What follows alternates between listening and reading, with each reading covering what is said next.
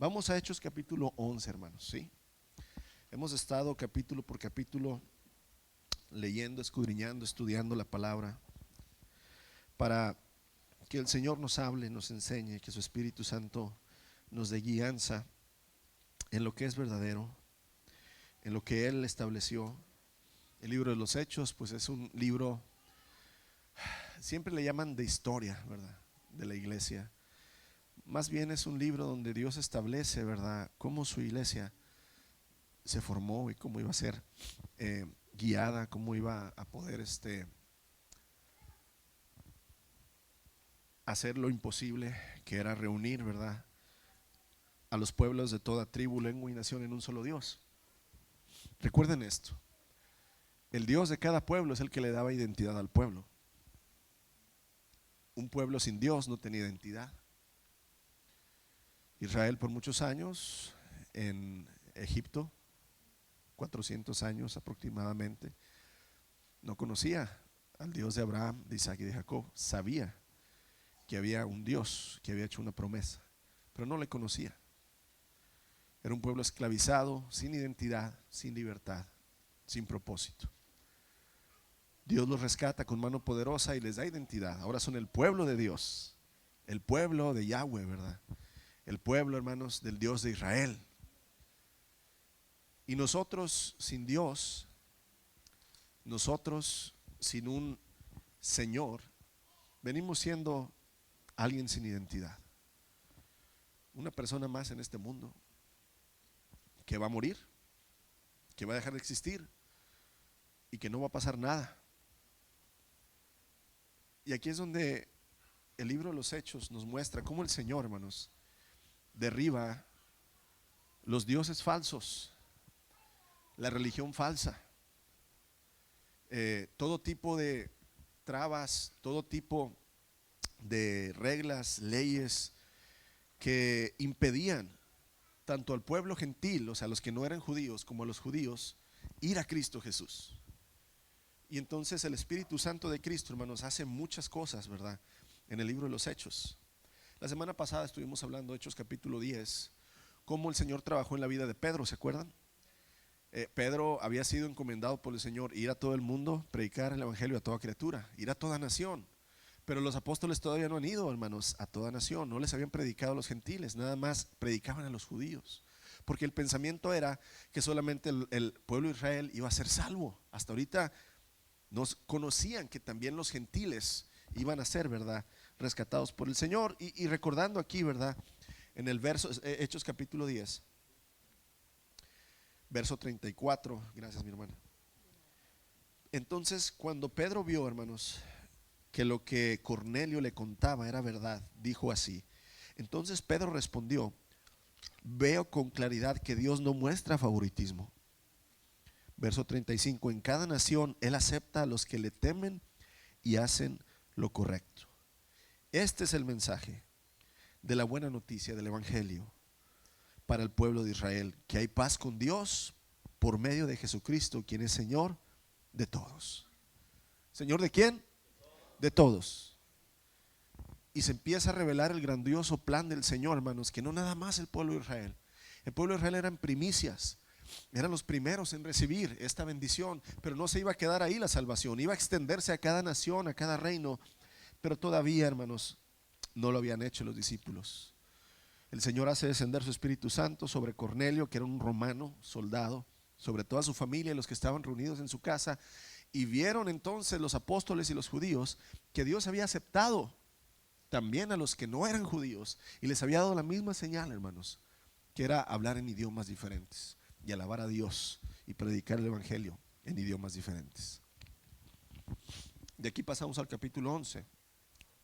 Voy a leer algunos versos nada más. Verso 1: la noticia de que los gentiles habían recibido la palabra de Dios pronto llegó a los apóstoles y a los demás creyentes de Judea. Acuérdense, hermanos, hasta aquí solamente los judíos habían sido salvos, solamente los judíos se les había predicado el evangelio. No se conocía de que los gentiles habían sido aceptados por Dios. Fue una gran noticia, hermanos, para los creyentes judíos, ¿verdad?, que el Señor estaba también salvando a los gentiles. Y dice así: que cuando Pedro regresó a Jerusalén, los creyentes judíos lo criticaron.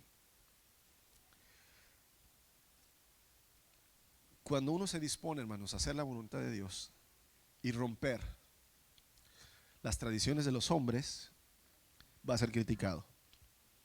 Siempre.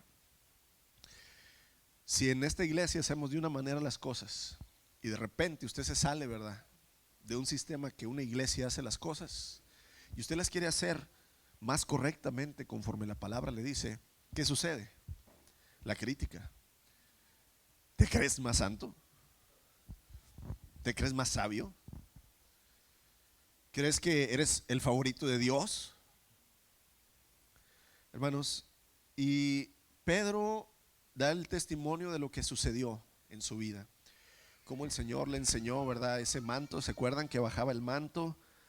Que había animales impuros, que decía la voz, mata y come.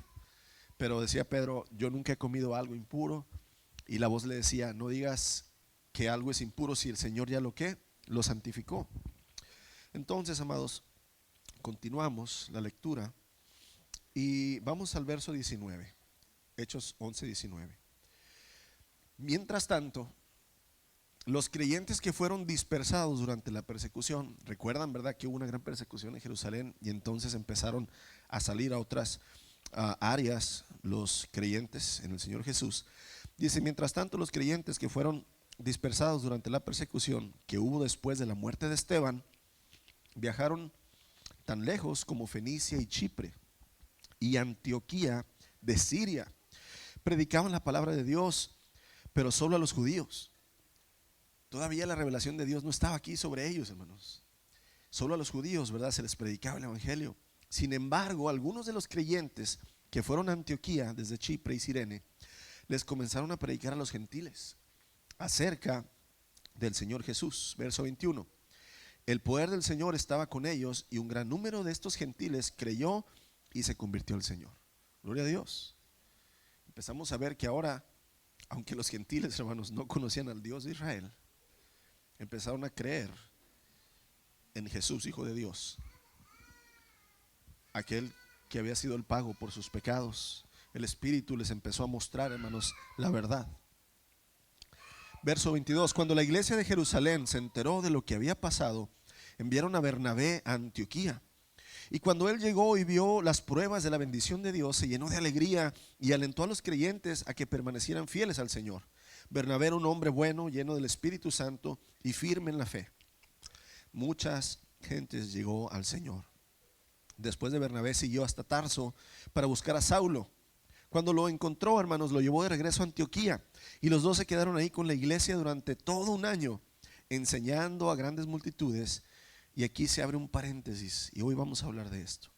Fue en Antioquía donde por primera vez a los creyentes los llamaron cristianos. Qué interesante. Muchas veces leemos la palabra, hermanos, y la leemos como una lectura cualquiera, ¿verdad? Y seguimos un verso tras otro y no nos detenemos a ver qué el Señor quiere mostrarnos. Y la pregunta aquí es, ¿qué es un cristiano? ¿Quién es un cristiano? No nada más es un seguidor de Cristo, hermanos, es un fiel seguidor de Cristo. Aquí es donde los diccionarios definen a un cristiano como una persona que profesa creer en Jesús como Dios. Cualquiera que cree que Jesús es Dios, se le dice que es un ¿qué? Según hoy, según, ¿verdad?, nuestras interpretaciones, según el diccionario. O una persona que profesa seguir una religión basada en Jesús. A eso se les dicen cristianos. Cristiano. Y aunque sí, hermanos, claro que cristiano significa ser seguidor de Jesús, debemos de definir bíblicamente lo que es ser cristiano. ¿Por qué se les llamó por primera vez cristianos a estos discípulos, a estos seguidores de Jesús? Hubo algo que desencadenó que se les llamara de esta manera. Y aquí es donde los creyentes en Cristo, hermanos, llegaron a llamarse cristianos durante una época donde están siendo perseguidos, salen de Jerusalén, empiezan a correr, ¿verdad?, hacia diferentes regiones, ciudades, naciones. Y la persecución, hermanos, había obligado a muchos creyentes a abandonar Jerusalén, esa iglesia donde Había puros judíos, creyentes del Señor, y qué suave. Ya era una iglesia de 10,000, de 12,000, una iglesia poderosa, muchos creyentes juntos en el Señor. Pero el Señor quería creyentes ¿en dónde? En todas las naciones. Y les dijo: hijitos míos, están muy cómodos en Jerusalén y no han obedecido mi mandamiento de ir por todas las naciones y predicar el evangelio. Les voy a prender un cuetecito para que empiecen a correr, empiecen a ir. Y hermanos, entonces al principio la evangelización se limitó a los judíos. Aquí no lo dice muy claramente, ¿verdad? Que siempre compartían, pero solo a los judíos, verso 19. Porque no hay el entendimiento de que también el Señor estaba ahora trayendo a los gentiles y haciéndolos su pueblo. Entonces, aunque era limitado, hermanos, el evangelio nada más a los judíos, pasó algo en Antioquía que no había pasado, ¿verdad?, en otros lugares. Unos creyentes judíos se animaron, creo yo que por el Espíritu Santo. No creo que haya sido una cosa, ¿verdad?, personal. Yo creo que ellos vieron la necesidad que los gentiles tenían, los que no eran judíos. Yo creo que vieron la vida que estos llevaban y la tristeza y cómo adoraban dioses, hermanos, de manera terrible. Y yo creo que el Espíritu Santo les tocó a hablarles el evangelio. Y cuando lo hicieron, pasó algo maravilloso. Se entregaron los griegos a Cristo, hermanos. Se entregaron, y nos habla de un hombre llamado Bernabé. Ya hablamos de Saulo, hablamos de Pedro, hablamos, ¿verdad?, de los apóstoles, hablamos de los primeros discípulos estando, ¿verdad?, ahí en Jerusalén. Pero ahora se nos introduce un hombre llamado Bernabé, el cual está en Antioquía, hermanos, y el cual va por Saulo y lo trae a Antioquía, y se quedan enseñando en esa iglesia en Antioquía, y nos da este dato, y los discípulos se les llamó cristianos por primera vez en Antioquía. ¿Qué sucedió para que fueran llamados cristianos? Y aquí debemos entender, hermanos, que los creyentes se les dio este calificativo, cristianos, o sea, califica al sujeto, este es un cristiano. Era habitual, hermanos, para los griegos, o sea, para los romanos, que pusieran apodos burlones a ciertos grupos. Y aquí es donde, entonces, como ejemplos, los que seguían y eran leales a un general romano llamado Pompeyo eran llamados pompeyanos. A los que eran seguidores de un general llamado Sula eran llamados sulanos. Los que alababan públicamente con entusiasmo al emperador Nerón, hermanos, Nerón Augusto, recibían el nombre de agustinos, que significa del partido de Augusto. Para los romanos, hermanos, todo era un divertido juego de palabras y apodos despreciativos para la gente. Luego surgió un nuevo grupo en Antioquía, hermanos, que se caracterizaba por un comportamiento muy similar a Cristo. Y entonces los griegos los llaman cristianos, no como algo de honra, sino como algo de burla. Y es muy interesante entender esto. Un sarcasmo, exactamente. Note esto, hermanos. Los judíos religiosos que no creían en Jesús no iban a llamar a los seguidores de Cristo cristianos, porque entonces ellos estaban aceptando que el Cristo era el que los guiaba. No fueron los judíos religiosos los que les pusieron este apodo a los seguidores de Cristo. Fueron los griegos, los romanos, que burlándose les dicen cristianos. Aquí es donde Cristo en griego, usted sabe que significa Mesías en hebreo. ¿Y qué significa la palabra Mesías? El escogido, el ungido, el elegido de Dios.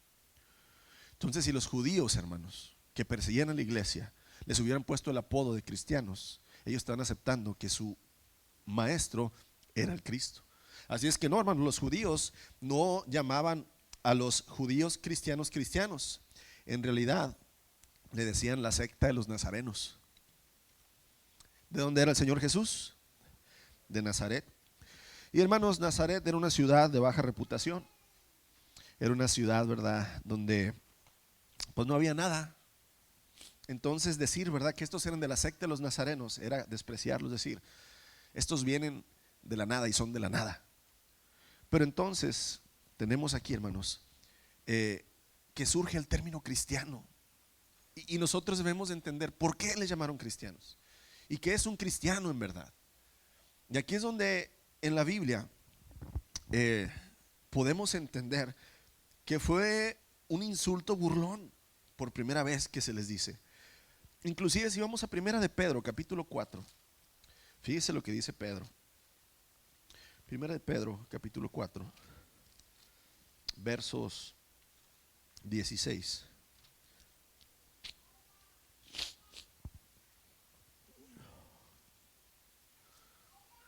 Vamos a leer desde el 14.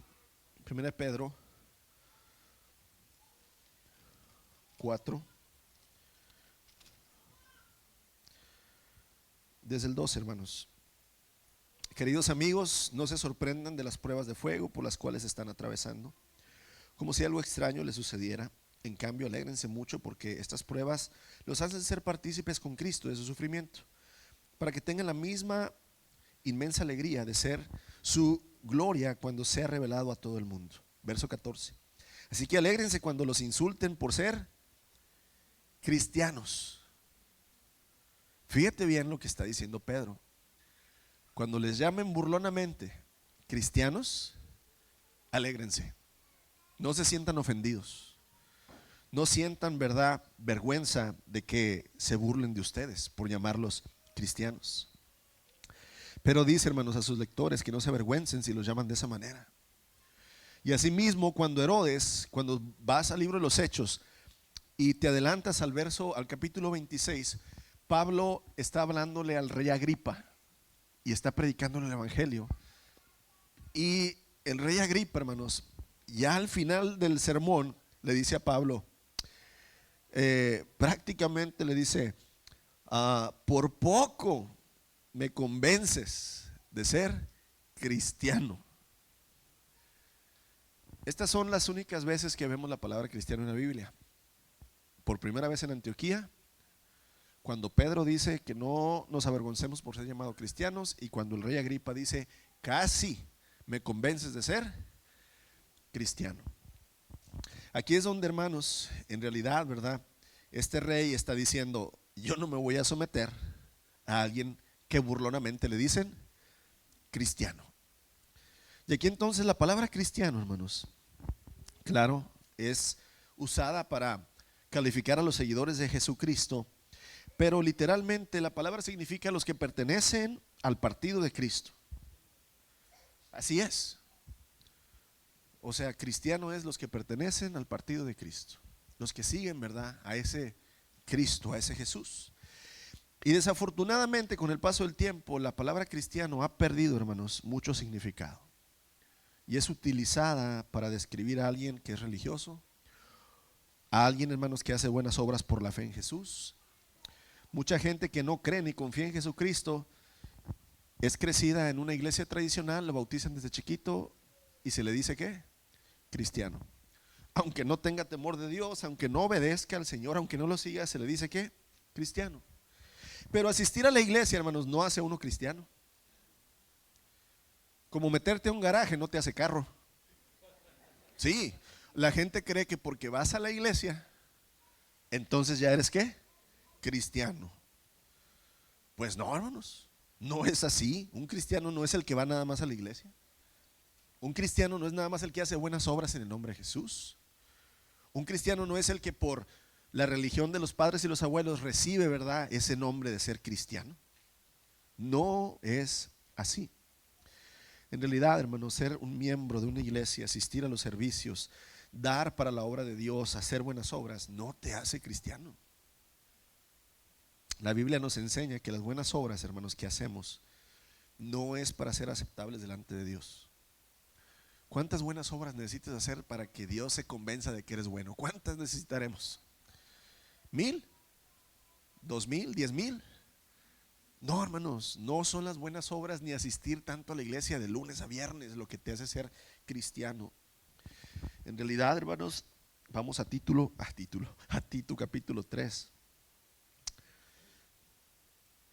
Tito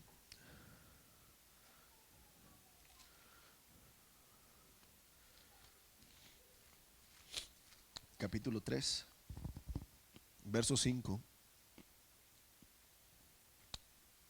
verso 4 y 5. Pero cuando Dios nuestro Salvador dio a conocer su bondad y su amor, Él nos salvó no por las acciones justas que nosotros habíamos hecho, sino por su misericordia. Nos lavó quitando nuestro pecado y nos dio un nuevo nacimiento y una vida nueva por medio del Espíritu Santo. Dios no te salvó por hacer buenas acciones. Dios no te llama a su hijo porque eres alguien que ayuda a los demás. Dios no te llama su seguidor porque vienes a la iglesia a todas las reuniones. Hay algo más profundo, hermanos, en realidad, que nos hace pertenecer a Cristo. Algo más más sufriente, algo más donde debemos permanecer, algo que nos va a cambiar y transformar por completo, hermanos, la vida. Prácticamente, hermanos, el apóstol Pablo le está diciendo a Tito: hey, por su misericordia el Señor te ha aceptado, seas judío, seas gentil, no importa de qué nación seas, no importa de qué sexo seas, no importa de que seas rico o pobre, no importa si eres esclavo o libre, por su misericordia el Señor te ha, gracias mi hermano, te ha traído, ¿verdad?, a su amor y a su familia. Amados, por gracia somos salvos por medio de la fe. Un cristiano es hecho seguidor de Cristo por la fe que Él ha puesto en nosotros, no por lo que tú hagas por Él, no por lo que tú creas de Él. Pablo dice: esto es para que nadie pueda presumir y decir: yo soy cristiano porque yo hago esto. No, amados, un verdadero cristiano es una persona que ha puesto su fe y su confianza plena en Jesucristo, el que murió en la cruz como pago por todos nuestros pecados, los pecados personales de cada uno de nosotros. El cristiano es aquel que sigue al Mesías, al escogido de Dios, que ha entregado su sangre y su vida, hermanos, para ser castigado en lugar nuestra y haber pasado por la muerte, que es el pago del pecado. Pero al no tener pecado en Él, entonces la muerte no tiene poder en Él y resucita, vuelve a la vida. Y ahora, hermanos, la resurrección de Cristo al tercer día trae victoria sobre la muerte, algo que nosotros no podemos conquistar. Nadie es eterno en el mundo, ni aunque tengas 10,000 millones de dólares. Cuando una de las reinas de Inglaterra estaba muriendo, hermanos, en aquel tiempo eran los personajes más ricos del mundo, les pertenecía todo el mundo a ellos. Ella decía: cambio todo el oro y todas mis posesiones por un tiempo más de vida. Pero ya estaba determinada su muerte.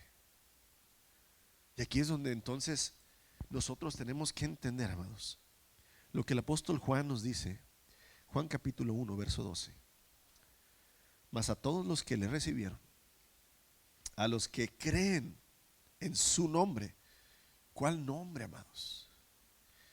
Yeshua. ¿Qué significa Yeshua, hermanos? Yahweh es salvación, Dios es salvación. Eso significa Yeshua. Si tú crees que en Jesús hay salvación, crees con todo tu corazón, y creer significa entonces, hermanos, sujetarte y someterte a Él, en el que crees, entonces puedes empezar a considerarte un seguidor de Cristo. No por tradición, no por obras, sino por convicción.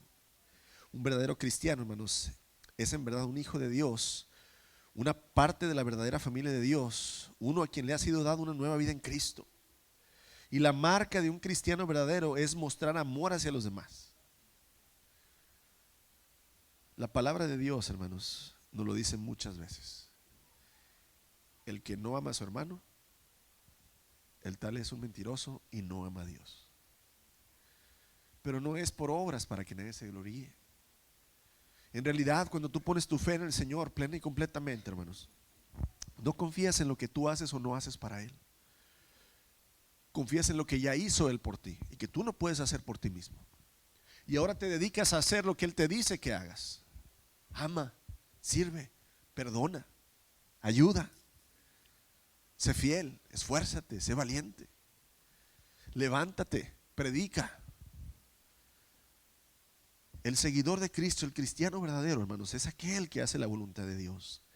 El apóstol Pablo le dice a los Romanos, capítulo 10, versos 9 y 10, que si confesares con tu boca, si confiesas con tu boca que Jesús, Yeshua, es el Adón, el Señor, hermanos, y crees en tu corazón, no en este músculo, tu corazón, pensamientos, emociones, sentimientos, actitudes, si crees en todo tu ser, hermanos, que Dios lo levantó de los muertos, serás salvo. Porque con el corazón, hermanos, se cree para justicia, pero con la boca se confiesa para salvación. Un verdadero cristiano no se avergüenza de decir que Jesús es su Señor. Y aquí es donde burlonamente, hermanos, los griegos decían: Jesús es tu Señor, ¿verdad? Eres un cristiano. Eres un ridículo que sigue a un Mesías muerto, a un Dios que fue crucificado y que decía que era Dios y que fue puesto en la tumba. Tú eres seguidor, ¿verdad?, de ese Dios que ha sido derrotado. Y entonces, hermanos, Pedro nos dice: no sean avergonzados cuando los llaman cristianos. El apóstol Pablo le dice a Timoteo, porque a lo mejor Timoteo había empezado a sentir esta presión, le dice: hey Timoteo, porque no me avergüenzo del poder de Dios para salvación. Esto es a los que creen. Amados, ser cristiano significa ir en contra del mundo, significa ir en contra de ti mismo, significa ir en contra del sistema, significa ir en contra del pecado, significa ir en contra de todo lo que no es Dios. Y fielmente, hermanos, creer que Él es Señor sobre todas las cosas, aunque se ponga difícil, aunque haya peligro de muerte, aunque haya peligro, hermanos, de cárcel, aunque haya peligro de perder, ¿verdad?, lo que tenemos. Los que estamos viniendo los miércoles a Hebreos capítulo 11, estuvimos hablando de esto, ¿verdad? Esta semana vimos que el escritor de Hebreos, al ir finalizando ya el capítulo 11, versos 34 en adelante, dice, estaba hablando de todos los grandes héroes de la fe, ¿verdad? De Abel, de Enoc, de Noé, de Abraham, de Isaac, de Jacob, hermanos, de José, de Moisés, todo lo grandioso que hicieron. Y dice, y falta tiempo para hablar de David, de Jefté, de Gedeón. Estos que conquistaron reinos, cerraron bocas de leones, apagaron fuegos, gobernaron con justicia. Me falta mucho tiempo para hablar de ellos. Pero luego dice, pero también hay que hablar de aquellos que fueron apedreados y muertos, aquellos que fueron cortados a la mitad por la fe en el Señor, aquellos que fueron y perdieron todo, vivieron en pobreza y escasez por los desiertos, aquellos que anduvieron con pieles de animales vestidos porque fueron rechazados por ser fieles a Dios. Dice, el mundo no era digno de ellos, porque Dios honra, hermanos, la fe cuando nada quebranta ese creer en el Señor Jesús. Ese es un verdadero cristiano, aquel que no se avergüenza de ser llamado cristiano, porque es una burla. Es más, muchas veces si fuiste de joven cristiano en la escuela, ¿cómo nos decían? El aleluya, el cristianito, ¿verdad? Antes así nos llamaban los protestantes. Eras el raro, hermanos. Y siempre, ¿verdad? Tú no crees en la Virgen, ¿verdad? Tú no crees en el Papa. ¿En qué crees? ¿Dónde está tu Dios? Siempre ha sido así, hermanos. A veces en el empleo vamos a jugar un papel donde vamos a tener que decidir los valores. Si mantengo el empleo, hermanos, que me hace falta, o si mantengo la fe. Y aquí es donde el verdadero cristiano, hermanos, es capaz, ¿verdad?, de vencer todo por la fe. Amén. Pablo escribe, hermanos, a los Romanos capítulo 8. Y si alguno no tiene el Espíritu de Cristo, no es de él. El Espíritu mismo da testimonio a nuestro espíritu de que somos hijos de Dios. El Señor Jesucristo dijo, por sus frutos los conocerán. No por sus buenas acciones, por sus frutos. Los cristianos en Antioquía, hermanos, fueron conocidos por sus frutos. empezaron a vivir como Cristo vivía, empezaron a hablar como Cristo hablaba, empezaron a amar como Cristo amaba. Y entonces los identificaron burlonamente, ¿verdad? Como los del partido de Cristo. Y una evidencia, hermanos, de un verdadero cristiano es que muestra tanto en la fe como en la acción ese compromiso con Dios. Segunda de Corintios, el apóstol Pablo, hermanos, capítulo 17, un verso muy conocido. De modo que si alguno está en Cristo, nueva criatura es. Las cosas viejas, y he aquí, todas son hechas nuevas. ¿Cuáles todas? Todas, amados. Tu manera de hablar, tu manera de pensar, tu manera de actuar, en tu matrimonio, en tu paternidad, en tu negocio, en tu trabajo, en tu fe. Ya no cargas todo el estrés, ya no cargas las presiones y las ansiedades. ¿Se las entregas a quién? Ya no vivimos ansiosos, locos, hermanos. Todo cambia cuando hay una verdadera fe, porque el Señor viene a cambiar toda acción, hermanos, a perdonar todo el pasado y a cambiar toda acción presente y futura. Santiago dice, hermanos, Santiago capítulo 2, verso 18: yo te mostraré mi fe por mis obras. Qué hermoso. Muéstrame tu fe, pues te la voy a mostrar en la manera en que vivo. Jesús le dijo, hermanos, de esta manera a sus discípulos: yo soy la luz del mundo. Hey, ustedes que me siguen, yo soy la luz del mundo. Yo soy quien da luz. El que me sigue no va a andar en tinieblas, sino que tendrá luz en la vida. Y si tú eres un cristiano, hermanos, vas a vivir en la luz. No vas a vivir escondido, hermanos, con temor, con ansiedades, con depresiones, atrás del sistema del mundo, confiando en el dinero, confiando en el trabajo, buscando la grandeza material. No vas a vivir, hermanos, con el temor de las guerras. No vas a vivir con el temor de las pestes, como ya lo vivimos, ¿verdad?, en el COVID. Vas a vivir confiado plenamente ¿en quién? En aquel que tú declaras que eres seguidor y que es tu Señor. Amados, a pesar de la gran variedad de creencias de quién es un cristiano, la Biblia define un verdadero cristiano como alguien que ha recibido personalmente a Jesucristo, se ha rendido a Él, que confía en Él, que confía en su muerte y en su resurrección, que Él perdona los pecados, que Él regala su Espíritu Santo, que Él transforma por completo el interior y el exterior de aquellos que le siguen, y que la evidencia, hermanos, de su vida es realmente un cambio coherente en Cristo Jesús.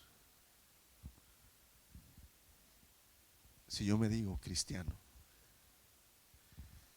pero como vivo no da evidencia, ¿realmente soy un hijo de Dios? ¿Realmente soy un seguidor de Cristo? Esta es una pregunta, hermanos, que cada uno de nosotros debemos hacernos. Tal vez tienes mucho tiempo en la iglesia ya, tal vez tienes mucho tiempo en la fe de Cristo Jesús. Tal vez te enseñaron, ¿verdad?, que al venir y buscar la palabra de Dios en las reuniones, haciendo buenas obras, pues bautizándote, pues ya eres hijo de Dios. Pero la verdad está muy alejada, hermanos. Debemos cada uno, como dice el apóstol Pablo, escudriñarnos, pesar en dónde estamos parados y ver, hermanos, y como estos cristianos en Antioquía somos dignos de que se burlen de nosotros. ¿Se acuerdan en Mateo capítulo 5 cuando el Señor empieza las bienaventuranzas? Ahí por el verso 12: bienaventurados aquellos que por mi nombre son vituperados. Vituperados quiere decir, ¿verdad?, que les ponen trabas. Ay, este es cristianito. Ay, que mucha fe en Dios y esto y que el otro. Va a ver, le voy a poner trabas a ver si no brinca. Le voy a poner difícil el trabajo, a ver si es muy, muy cristianito. Hermanos, pidamos al Señor que nos examine por medio de su Espíritu. Pidamos al Señor que examine, ¿verdad?, el fruto, si hay fruto en nosotros, en toda área de nuestra vida. hermoso salmo del rey David, ¿verdad? Señor, escudriñame, examíname, dime si hay pecado oculto en mí, Señor. Yo sé lo que los demás dicen de mí, pero a lo mejor hay más de lo que yo pienso, de lo que los demás me dicen. Señor, escudriña mi corazón, cámbialo. Señor, ¿verdad? Haz que mi corazón sea renovado, que sea traído delante de ti y que sea hallado realmente como un hijo tuyo. Amén. Que esa sea nuestra oración, amados. Señor Jesús, cuán maravilloso es poder ser llamado hijos de Dios por medio de ti, Señor. Qué hermoso, Señor, poder tener una nueva vida después de llevar una vida muy alejada, Señor, de tu santidad, de tus propósitos, de tu diseño.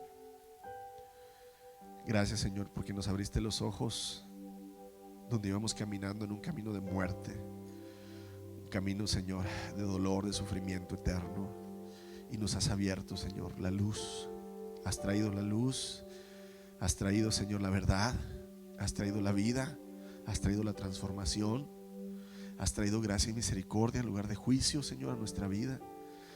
Pero debemos escudriñarnos, Señor, y aceptar en donde estamos.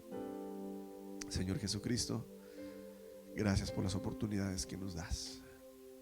Tú dices en Isaías, Señor, vengan, estemos a cuentas. Vengan si sus pecados son rojos, ¿verdad? Como el carmesí, yo los voy a hacer blancos como la lana.